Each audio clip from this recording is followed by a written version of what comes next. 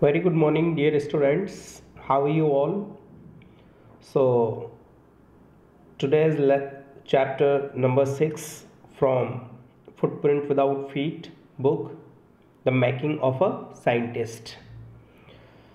ये जो लेसन है हमारी जो सेकंड बुक है फुटप्रिंट विदाउट फीट उसका है चैप्टर नंबर 6। हम फिफ्थ चैप्टर्स जो वहाँ तक पढ़ चुके हैं और हमारा जो नेक्स्ट हमारा जो लेसन है ये एक साइंटिस्ट के बारे में है और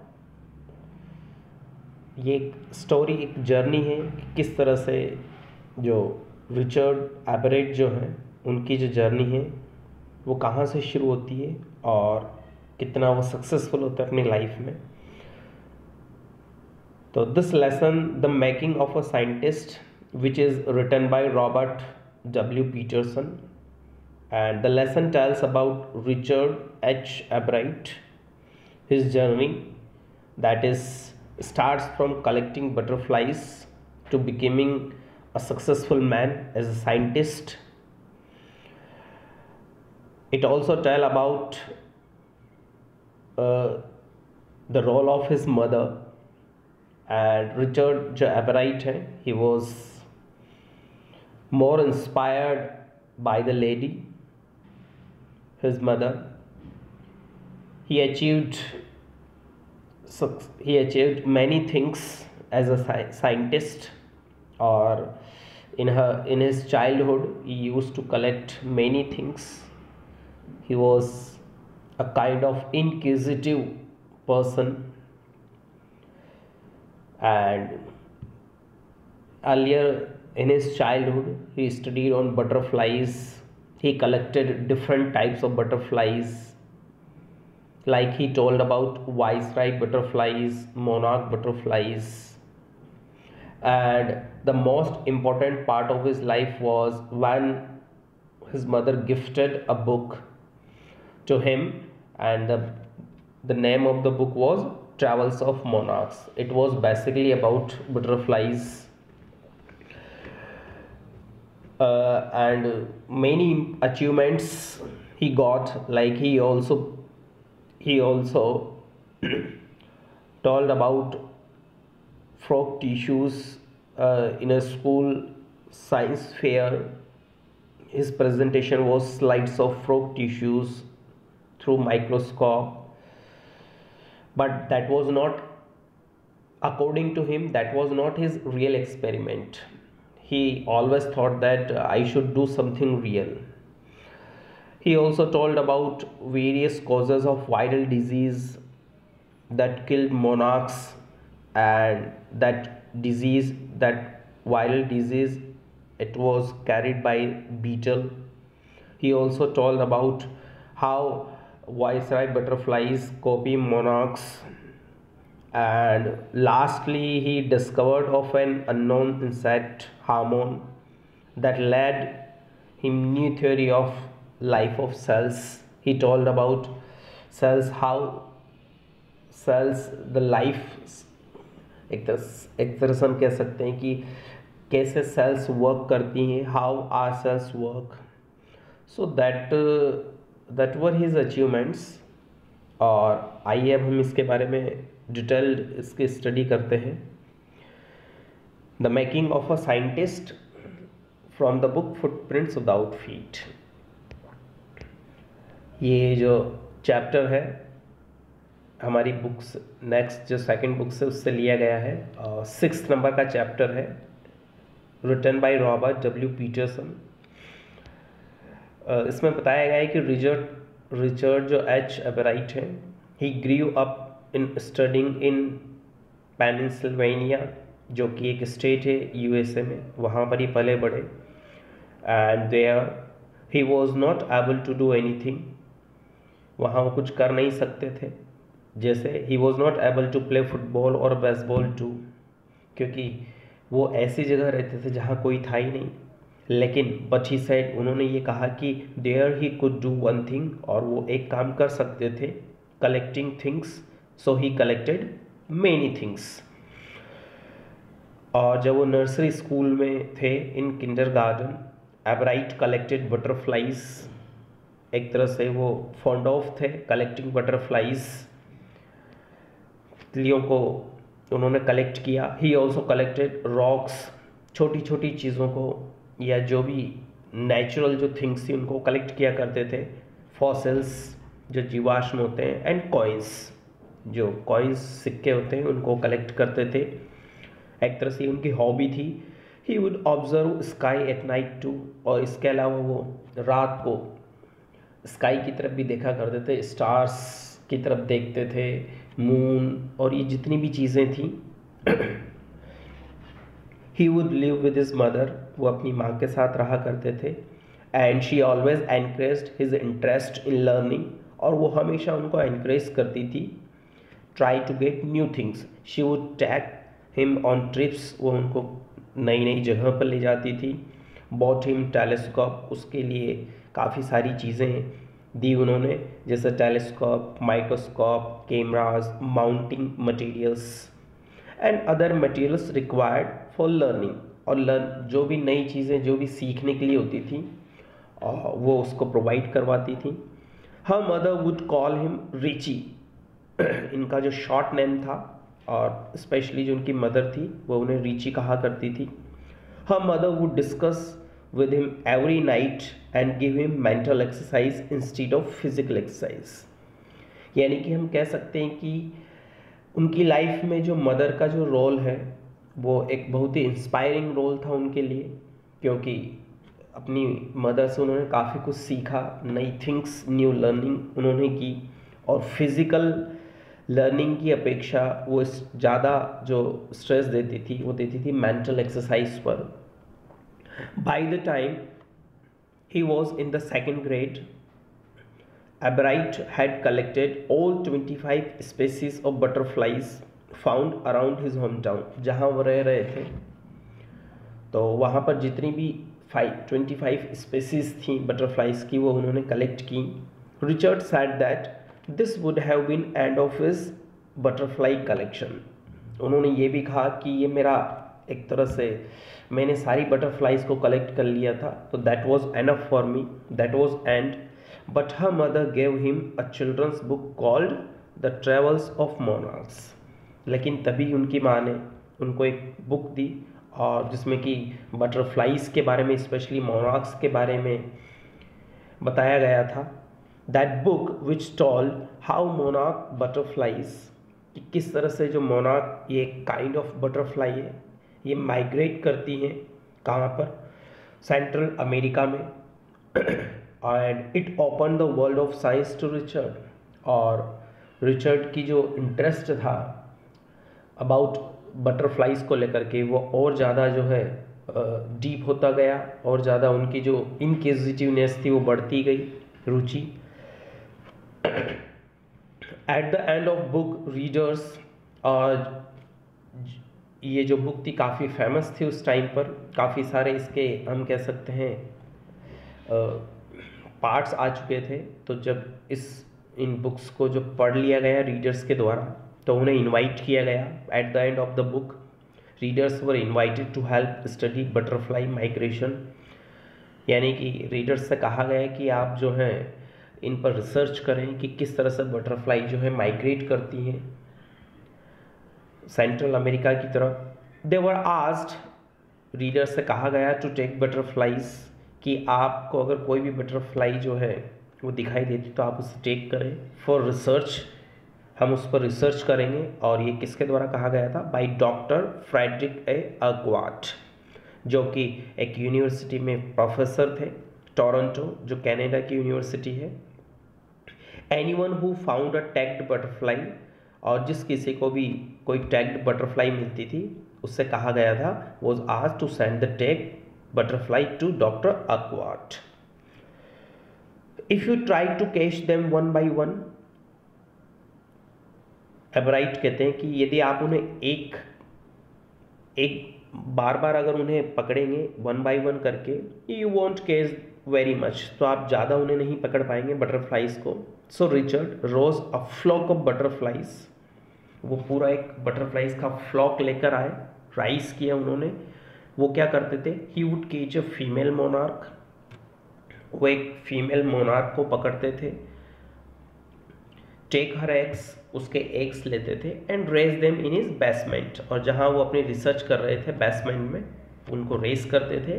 थ्रू देयर लाइफ साइकिल, उनकी लाइफ साइकिल क्या होती है, जैसे फ्रॉम एग, एग से कैटरपिलर बनता है, फिर कैटरपिलर से प्यूपा, देन एडल्ट बटरफ्लाई। तो ये सारी जो रिसर्च वो अपनी बेसमेंट में किया करते थे।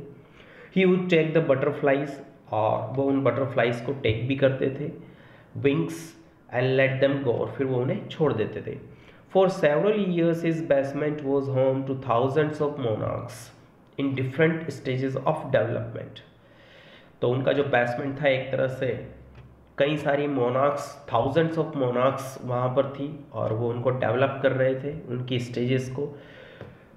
He got a hint of what a real science is, और जब वो अपनी चाइल्डहुड में थे तब उन्हें ये पता चला कि रियल साइंस क्या होती है। और कैसे पता चला, when he entered a county science fair, उन्होंने एक पार्टिसिपेट किया था स्कूल में काउंटी साइंस फेयर में, और वह उसमें लॉस्ट हो गए, यानी कि वो विनर नहीं रहे। ही सेड दैट, उन्होंने कहा, it was a sad feeling to sit there, कि उस कंपटीशन में पार्टिसिपेट करना भी एक तरह से सैड फीलिंग थी, क्योंकि मैंने कुछ नहीं किया, गेट नथिंग, मैंने कुछ हासिल नहीं किया, while everybody else had one something, जबकि हर व्यक्ति को कुछ ना कुछ जिसमें उसमें पार्टिसिपेट किया था उसको कुछ ना कुछ विनर था वो किसी न किसी पार्ट में। लेकिन जो रिचर्ड एब्राइट थे, he didn't get anything. एब्राइट said, एब्राइट ने कहा कि हिज एंट्री वॉज, क्योंकि उनका जो प्रेजेंटेशन क्या था, slides of frog tissues, frog के जो टिश्यूज होते हैं उनको स्लाइड के थ्रू उनको रिप्रेजेंट करना था, which he showed under a microscope, microscope के द्वारा उन्हें बताना था। He realised that winners had tried to do real experiments, and he decided that for the next year he has to do something extraordinary than others। उन्हें ये realise हो गया था कि अगर विनर बनना है तो हमें कुछ रियल एक्सपेरिमेंट्स करने होंगे, और इसके लिए उन्होंने सजेशंस किससे लिए, he asked doctor Urquhart for suggestions for his 8th grade project. जब वो 8th में आए ग्रेड, और उन्होंने एक प्रोजेक्ट बनाया, Ebright try to find the cause, और उनका इस बार जो रिसर्च था वो क्या था, टॉपिक, उन्हें ये फाइंड आउट करना था cause of a viral disease that kills nearly all monarch caterpillars every few years, कि जो मोनार्क के जो कैटरपिलर्स होते थे वो मर जाते थे, और उसका कारण क्या था, एक वायरल डिजीज था, तो उसके बारे में उन्हें फाइंड आउट करना था। Ebright thought the disease might be carried by a beetle. Ebright ने सोचा कि ये जो डिजीज़ है ये किसके द्वारा जो है फैलाई जा रही है, किसके द्वारा कैरी की जा रही है, एक बीटल के द्वारा। बीटल आप जानते हैं एक प्रकार का इंसेक्ट होता है। So he rose caterpillars in the presence of beetles, उन्होंने ऐसा ही किया, बीटल्स की प्रेजेंस में कैटरपिलर्स को राइज किया, but he didn't get any result, लेकिन उन्हें कोई रिजल्ट नहीं मिला। He went ahead and showed that he had tried the experiment, फिर भी उन्होंने इस एक्सपेरिमेंट को किया, कोशिश की उन्होंने। The next year his science fair project वो टेस्टिंग, और अगले साइंस फेयर में उनका जो प्रोजेक्ट था वो क्या था, टेस्टिंग द थ्योरी। इस थ्योरी का पता करना था कि वाइसराय जो बटरफ्लाइज होती हैं ये क्या करती हैं, कॉपी मोनार्क्स, मोनार्क जो बटरफ्लाइज उनकी कॉपी करती हैं, and the theory was that viceroy look like monarchs. और हम देखें, उन्होंने ये बताया कि वाइसराय जो बटरफ्लाइज होती हैं वो बिल्कुल मोनार्क्स की तरह दिखाई देती थी, because monarchs don't taste good to birds, और स्पेशली जो बर्ड्स होते थे वो मोनार्क्स को नहीं खाते थे क्योंकि वो खाने में उन्हें अच्छी नहीं लगती थी, जबकि वाइसराय जो है on the other hand do taste good to birds, वो बर्ड्स को अच्छी लगती थी। So the more they look like monarchs the less likely they are to become a bird's dinner. Ebright's project was to see whether in fact birds would eat monarchs. He found that a starling एक पक्षी है, would not eat ordinary bird food, वो एक ordinary bird food नहीं खाता था। It would eat all the monarchs it could get, वो सारे मोनार्क्स को खा जाता था जो भी उसे मिलती थी। This project was placed first in the zoology division, और ये जो प्रोजेक्ट उन्होंने रिप्रेजेंट किया था इसमें उन्हें फर्स्ट मिला जूलॉजी डिवीज़न में, and third overall in the county science fair, और थर्ड पोजीशन पर वो रहे। In his second year in high school Richard Ebright began the research, और अगली उनका जो रिसर्च का टॉपिक क्या था, that led to his discovery of unknown insect hormone, एक अननोन जिसका कोई नाम नहीं था इंसेक्ट हार्मोन, उसके बारे में उन्हें पता करना था। Indirectly it also led to his new theory on the life of cells, और अगली जो उनकी जो डिस्कवरी थी, थ्योरी थी, वो थी life of cells, how are cells work. The question he tried to answer was simple, what is the purpose of the 12 tiny gold spots on a monarch pupa. उन्होंने ये भी बताया कि जो स्पॉट्स जो थे, गोल्ड स्पॉट्स जो कि मोनार्क प्यूपा पर लगे थे, गोल्ड स्पॉट्स, उनका क्या पर्पस था, वो क्यों थे। एवरीवन अज्यूम्ड, हर किसी ने तो ये अज्यूम किया कि जो स्पॉट्स थे वो जस्ट ऑर्नामेंटल, ये केवल ऑर्नामेंटल थे, दिखावटी थे, सजावटी थे। एबराइट ने ये कहा कि सभी लोगों ने ये माना, but doctor Urquhart didn't believe it, लेकिन जो कनाडा के जो प्रोफेसर थे उन्होंने इसका विश्वास नहीं किया। To find the answer Ebright and other excellent science student first had to build a device, उन्होंने एक ऐसी डिवाइस को बिल्ड करना था जिससे ये पता चलता था कि the spots were producing a hormone, कि वो जो गोल्ड स्पोर्ट्स थे मोनार्क प्यूपा पर, वो एक हार्मोन को प्रोड्यूस कर रहे थे, and it was necessary for the butterfly's full development, जिससे कि एक बटरफ्लाई का फुल डेवलपमेंट होता था। So this project won Ebright first place in the county fair, और ये जो प्रोजेक्ट था उसको फर्स्ट प्लेस दिया गया, and entry into the international science, और इस तरह से उन्हें इंटरनेशनल साइंस में भी एंट्री मिली। There he won the third place for zoology, वहाँ उन्हें थर्ड प्लेस में रखा गया। He also got chance to work during the summer at the entomology laboratory of the Walter Reed Army Institute of Research, उन्हें वहाँ जाने का मौका भी मिला। As a high school junior, जब वो हाई स्कूल जूनियर में थे, Richard Ebright continued his advanced experiments on the monarch pupa, वे अपनी स्टडी जो थे एक्सपेरिमेंट मोनार्क्स पर उन्होंने स्टडी को कंटिन्यू रखा। That year his project one first place at the international science fair and gave him another chance to work in the army laboratory during the summer, और फिर उन्हें second chance मिला उसी laboratory में जाने का और अपनी रिसर्च को आगे रखने का। मिस्टर वेयर जो है वो ये कहते हैं कि रिचर्ड वॉज कॉम्पिटिटिव, मतलब उनके अंदर ये कंपटीशन की जो फीलिंग थी वो हमेशा से थी, but not in a bad sense, लेकिन एक बैड सेंस में नहीं थी। उन्होंने ये भी कहा, मिस्टर वेयर ने क्या कहा कि Richard was not interested in winning for winning sake, कि वो जीतने के लिए नहीं जीतते थे, but winning to get a prize, और न ही वो किसी प्राइज को हासिल करने के लिए विन करते थे। रादर ही वॉज विनिंग, वो क्यों जीतते थे, उनके अंदर क्यों ऐसी विनर की भावना थी, because he wanted to do best, वो बेस्ट करना चाहते थे, ही कुड, जितना वो कर सकते थे, for the right reasons he wants to be the best, वो बेस्ट बनना चाहते थे, and that is one of the ingredients in the making of a scientist, और यही वो चीज़ें थी, यही वो इंग्रेडिएंट्स में से एक था जिसके कारण वो साइंटिस्ट बने। Starting with a first rate mind, उनका जो दिमाग था वो भी एक फर्स्ट क्लास था। क्यूरियोसिटी, उनके अंदर क्यूरियोसिटी थी, किसी भी काम को करने की इच्छा थी, एक तरह से जागरूक थे वो। And mix in the will, और उनके अंदर एक विल पावर थी to win for the right reasons. Ebright has these qualities, ये सारी क्वालिटीज़ हमें ध्यान में भी रखनी है स्टूडेंट्स। क्वेश्चन आता है कि उनकी कौन कौन सी क्वालिटीज़ थी जिसके कारण वो एक अच्छे साइंटिस्ट बने। और इसके अलावा वो book the travel of monarch X, उसने भी उनके लिए open the world of science to him.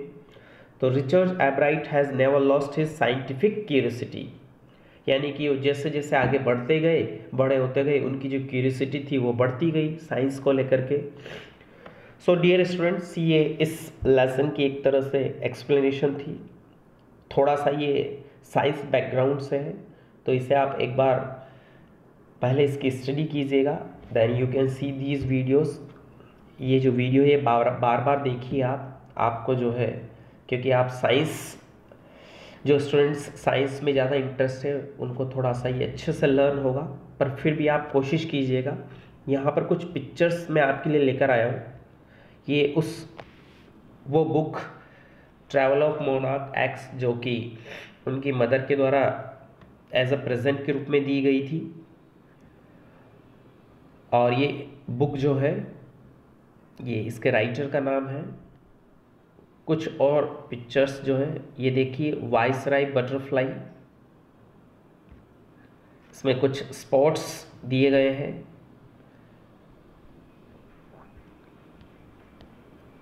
ये किस तरह से एक बटरफ्लाई जो है वो बनती है।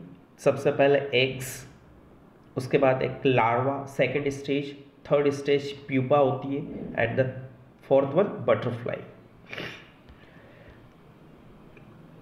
ये मोनार्क्स के बारे में है कि मोनार्क्स जो बटरफ्लाइज होती हैं लार्ज होती हैं, ब्यूटीफुली कलर्ड बटरफ्लाइज होती हैं, इजी टू रिकग्नाइज, इनको आसानी से रिकग्नाइज पहचाना जा सकता है। और कई सारे colours, orange, black, white markings इसमें होते हैं।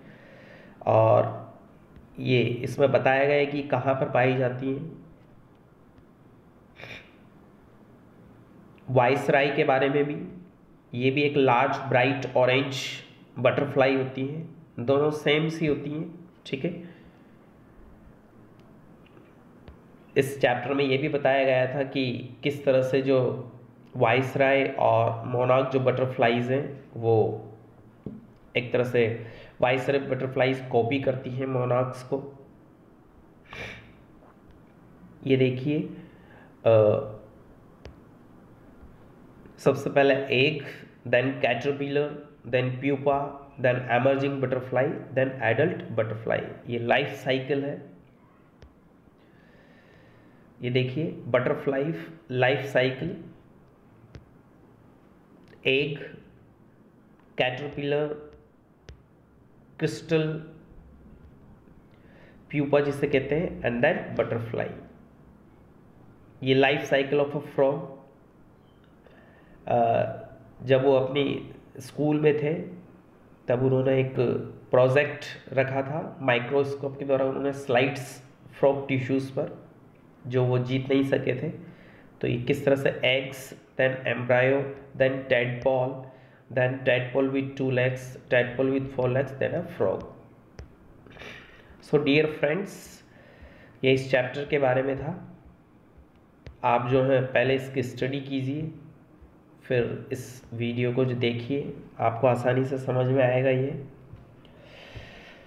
Okay friends, good day, have a nice day.